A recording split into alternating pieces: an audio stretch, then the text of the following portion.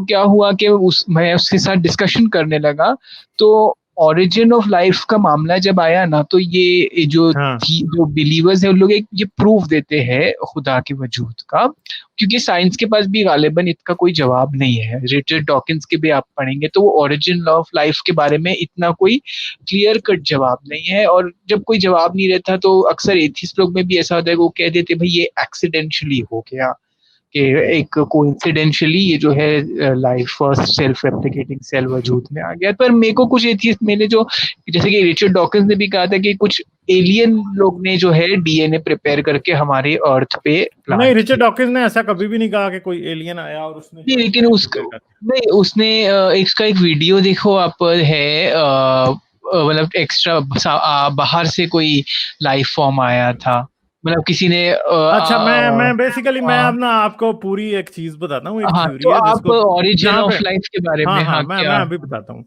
मैं अभी आपको बताता हूँ, एक थ्योरी है जिसको कहा जाता है थ्योरी ऑफ पैंसपर्मिया। ये कोई नई थ्योरी नहीं है, बहुत पुरानी है। मेरे ख्याल में रिचर्ड डॉकिंस ने उसका जिक्र किया होगा।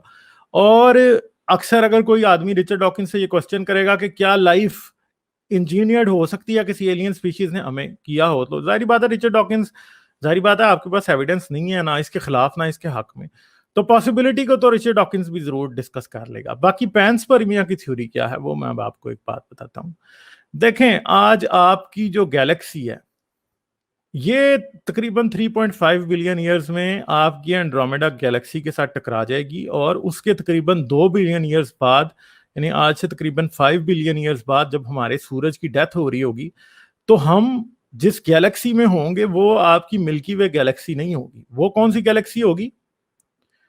ठीक है, वो गैलेक्सी होगी एक ऐसी गैलेक्सी जो कि शायद हमारी चंद लोकल ग्रुप की गैलेक्सी से मिलके बनी हो, जिसमें जो है आपकी एंड्रोमेडा के स्टार्स भी सारे होंगे, जिसमें आपकी मिल्की वे के भी स्टार्स होंगे, आसपास की दूसरी छोटी गैलेक्सीज जो हैं वो भी इसके अंदर आई हो सकती हैं। ठीक है, अच्छा, अब पैंसपर्मिया की थ्योरी क्या कहती है? देखिए, अब आपको मैं एक बात बताता हूँ। सूरज जो है वो मिल्की वे की एक आउटर आर्म के ऊपर लोकेटेड है। ठीक है, और सूरज जिस जगह पे पैदा हुआ वो एग्जैक्टली ये जगह नहीं होगी।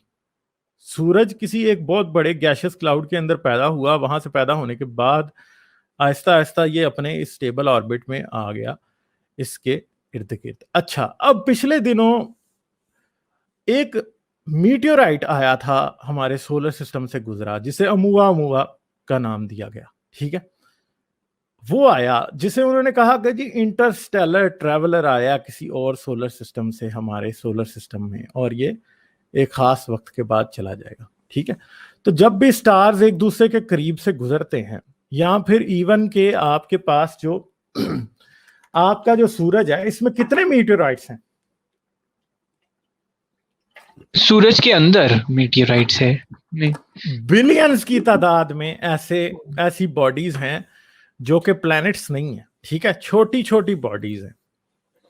और जो सूरज का सबसे बाहरी हिस्सा है, जो सबसे आउटर लेयर है, वो सबसे ज्यादा बॉडीज उसके अंदर एग्जिस्ट करती हैं। इवन के हमने कितने प्लैनेट्स, छोटे छोटे डॉर्फ प्लैनेट्स उसके अंदर डिस्कवर किए हैं इस वक्त। ठीक है, अब इस वक्त तो सूरज में प्लैनेटॉइड्स की जो काउंट है वो 100 से ऊपर जा चुका है। प्लूटो को क्यों प्लैनेट से निकाल दिया? उसकी मेन वजह यह है कि प्लूटो जैसे तो आपने पता नहीं कितने डिस्कवर कर लिए, तो आपने प्लैनेट की एक नई डेफिनेशन बनाई। प्लैनेट वो होता है जो कि अपनी सराउंडिंग में जितने भी छोटी बॉडीज होती हैं उनको या तो कैप्चर करके अपने मून्स बना लेता है, या फिर उनको अपने अंदर गिरा के अपने मास का हिस्सा बना लेता है। इसी तरह प्लैनेट्स बनते हैं। जैसे जब जमीन बनी तो जमीन बहुत छोटी होगी पहले, ठीक है, मगर जमीन के ऑर्बिट में इतने सारे छोटी छोटे proto planets, proto meteorites type की चीजें आती थी कि जमीन जहां से गुजरती थी उनको अट्रैक्ट कर लेती थी अपनी तरफ, और वो जमीन पे आ गिरते थे। ठीक है, वो जमीन का हिस्सा बन जाते थे। आहिस्ता आहिस्ता जमीन का मास बढ़ता गया। जो भी प्लैनेट्स ये काम कर सकते हैं, उनका साइज इतना बड़ा होता है, और वो आहिस्ता आहिस्ता दूसरे छोटे प्लैनेट्स को और इन चीजों को अपने अंदर गिरा के अपना हिस्सा बना लेते हैं। उनको आपने प्लैनेट का नाम दे दिया। ठीक है, जो ये काम नहीं कर सकते उनको आपने ड्वार्फ प्लैनेट या प्लैनेटॉइड का नाम दे दिया। ठीक है, अच्छा, अब एक आपको बात समझनी है यहां पे। ओट क्लाउड जो है उसमें बेशुमार ऐसी छोटी छोटी बॉडीज हैं, और एक बात कंफर्म है कि वो जो बॉडीज हैं उन सब का जो ओरिजिन है वो सोलर नेब्यूला नहीं था। सोलर नेब्यूला उसको कहा जाता है जो गैसेस का क्लाउड इधर था जिसकी वजह से सूरज बना। ठीक है, समझ रहे हैं मेरी बात को, कि जिसकी वजह से सूरज बना, जो कोलैप्स जी हुआ उसकी वजह से सूरज बना। ठीक है, हो सकता है वो इसका हिस्सा ना हो। सूरज जहां जहां से गुजरता है मिल्की वे गैलेक्सी के अंदर जाते जाते, उसको क्या होता है कि जी वक्त के साथ साथ वो कुछ अपने जो इस तरह के एस्टेरॉयड होते हैं वो दूसरे स्टार्स को दे देता है, कुछ दूसरे स्टार्स से ये ले लेता है। ठीक है, अच्छा अब एक और बात बड़ी जो है ना, वो जी अभी जब यूरोपियन स्पेस एजेंसी ने एक मीटरराइट के ऊपर लैंड किया था और इन्होंने उसका सैंपल लिया, इवन के जो मीटरराइट जमीन पे गिरते हैं अक्सर, उनमें इन्होंने ये देखा है कि उनके अंदर इनको अमीनो एसिड्स मिलते हैं। ठीक है, अमीनो ओके एसिड्स मिलते हैं। ठीक है, तो अब एक चीज है कि ये समझा जाता है, पैंसपर्मिया की थ्योरी ये कहती है, अब एक और भी एक चीज है बड़ी इंपॉर्टेंट, कि जमीन के ऊपर ही आपको एक ऐसा मीटरराइट मिला था जो कि जमीन के ऊपर आ गिरा था, और बाद में जब आपने रिसर्च की आपको ये पता लगा कि वो पत्थर मार्स से आया था। तो वो मार्स से कैसे पत्थर आया था? देखिए, जब मार्स के ऊपर कोई सिग्निफिकेंट साइज का मीटरराइट गिरेगा तो जैसे पानी में पत्थर मारते हैं तो पत्थर पानी ऊपर उछलता है ना, इस तरह जब कोई मीटरराइट इतनी ज्यादा फोर्स के साथ मार्स पे गिरा तो उसने मार्स के कुछ मटेरियल को स्पेस में पहुंचा दिया, और वो मटेरियल एक वक्त स्पेस से घूमता घूमता आके जमीन पे गिर गया। ठीक है, तो इस तरह क्या होता है कि फिर इन्होंने साइंटिस्ट ने यह भी देखा है कि अगर कोई पत्थर 1 मीटर के डायमीटर का ही हो, उसको आप स्पेस में भेज दें और स्पेस की रेडिएशन अगर उसके अंदर कोई माइक्रो ऑर्गेनिजम्स हैं तो उनको नहीं मार सकती। और जमीन पे ऐसे माइक्रो ऑर्गेनिजम्स आपको मिलते हैं जिनको अच्छा, लेकिन एक्सट्रीमोफाइल्स कहते हैं। माइक्रो ऑर्गेनिज्म स्पेस में सर्वाइव कर जाएगी? हाँ जी, बिल्कुल कर जाएगी। अगर 1 मीटर डायमीटर का रॉक हो तो वो आपको स्पेस की रेडिएशन से भी बचा सकता है। ठीक है, और अब जमीन के ऊपर एक ऐसे माइक्रो ऑर्गेनिजम्स भी पाए जाते हैं जिनको एक्सट्रीमोफाइल्स कहा जाता है, जो कि 200, 300, 400 डिग्री पे भी जिंदा रह सकते हैं, और जो कि माइनस जो है ना 100 पे भी जिंदा रह सकते हैं। ठीक है, ऐसे ओके एक्सट्रीमोफाइल बैक्टीरिया की किस्म हैं और बहुत से जानदार हैं। ठीक है, और ये जो जानदार हैं अगर आप इनको 1 मीटर के रॉक के अंदर दबा के स्पेस में भी फेंक देंगे ना, ये वहां भी जिंदा रहेंगे। ठीक है, ओके तो ये चीज है कि फर्ज करें कि मार्स के ऊपर एक पत्थर गिरा, मीटोराइट, उसने मार्स की सरफेस से पत्थरों को आसमान पे उछाल दिया स्पेस में, वो पत्थर घूमता घूमता आ गया आपके पास जमीन पे।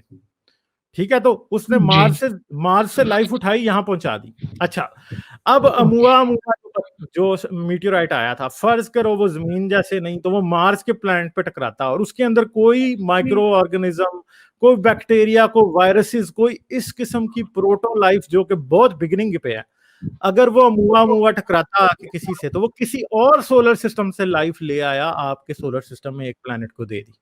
ठीक है, ये काम बहुत कम होता है, यानी देखें आपने तकरीबन पिछले 50 साल में आपके पास ये कैपेबिलिटी आई है कि आपको पता लगा कि एक किसी और सोलर सिस्टम से एक विजिटर हमारे सोलर सिस्टम में आया है। ठीक है, मगर अगर आप बिलियंस ऑफ ईयर्स की बात करें, 4.6 बिलियन ईयर्स जमीन को हो चुके हैं, तो ऐसा भी हो सकता है कि किसी और सोलर सिस्टम जहां पे कोई लाइफ एग्जिस्ट करती थी वहां से कोई माइक्रो ऑर्गेनिजम्स लेके आपकी जमीन पर डिपॉजिट उसने कर दी है, और यहाँ पे उन माइक्रो हाँ ऑर्गेनिजम्स को एक हॉस्पिटेबल कंडीशन मिली है और वो इवॉल्व हो गए यहाँ पे। ठीक है, हाँ एक्सट्रीमोफाइल आज जमीन से भी अगर कोई जमीन टकराए, फर्ज करें कि जमीन तबाह हो जाए किसी तरीके से, कोई और प्लेनेट आके जमीन से टकरा जाए, जमीन का चांद जमीन से टकरा जाए, तो कितने मीटरराइट्स बनेंगे जमीन से? फिर तो शायद बिलियंस की तादाद में होंगे, और वो लाजमी है कि उन्होंने ये सोलर सिस्टम किसी पॉइंट पे छोड़ना ही छोड़ना है। ठीक है, जब वो ये जी सोलर सिस्टम पॉइंट पे छोड़ेंगे तो वो किसी और सोलर सिस्टम में किसी और प्लेनेट पे लाइफ को ले जाएंगे और लाइफ वहां पे इवॉल्व हो जाएगी। तो ये थ्योरी है जिसको कहते हैं अच्छा, पैंसपर्मिया। तो ठीक है, ये सही है क्या? मतलब ये प्रूव्ड है या एक स्पेक्यूलेशन है खाली? बात ये है कि ये एक स्पेकुलेशन तो है, मगर एक बात ये है कि ये जमीन के ऊपर जिंदगी के क्या करते हैं, जिंदगी को आगे बढ़ाने के लिए या जिंदगी के क्वेश्चन को बहुत इजी कर देती है ये थ्योरी। ठीक है, ये एक इस तरह की थ्योरी है। अच्छा, फिर दूसरी बात है कि अगर जमीन के ऊपर ही लाइफ का ओरिजिन हो रहा है, हाँ, तो तो फिर क्या, पहली क्योंकि बात ये कैसे हुआ, मतलब आपने इसके बारे में पता किया है, और मतलब अगर फिलहाल अगर ये मान ले कि बाहर से नहीं आई जिंदगी, हाँ वो जमीन भी में क्या हो सकती है लाइफ पॉसिबल विदाउट बिल्कुल हो एनी सकती है, इंटरवेंशन, या बिल्कुल हो सकती है। देखें, एक बात तो लाजमी है, पीछे तकरीबन 1978 में या 1972 में, ठीक है, अमेरिका में ही एक्सपेरिमेंट हुआ था एक, कि जितने भी आपके जमीन के ऊपर मिलर रॉक्स, मिलर एक्सपेरिमेंट ना, मिलर एक्सपेरिमेंट आई थिंक, हाँ, है ना? जमीन हाँ के ऊपर जो आपके अबंडेंट केमिकल्स हैं, या आपने जमीन की सरफेस से कुछ रॉक्स लिए, उनका आपने मिक्सचर बनाया, ठीक है, और जी, पानी डाला, और उसके अंदर आप बिजली के स्पार्क पैदा कर रहे थे, वहां पे अच्छा, अमीनो एसिड पैदा होने शुरू हो जाते हैं जब आप ओके, ये काम करते हैं। तो ठीक है, अब साइंटिस्ट के अंदाजे के मुताबिक जो शुरू की जमीन थी उसके अंदर एक कॉकटेल था मिनरल्स का, जो कि एग्जिस्ट करता था, आज भी एग्जिस्ट करता है हर जगह।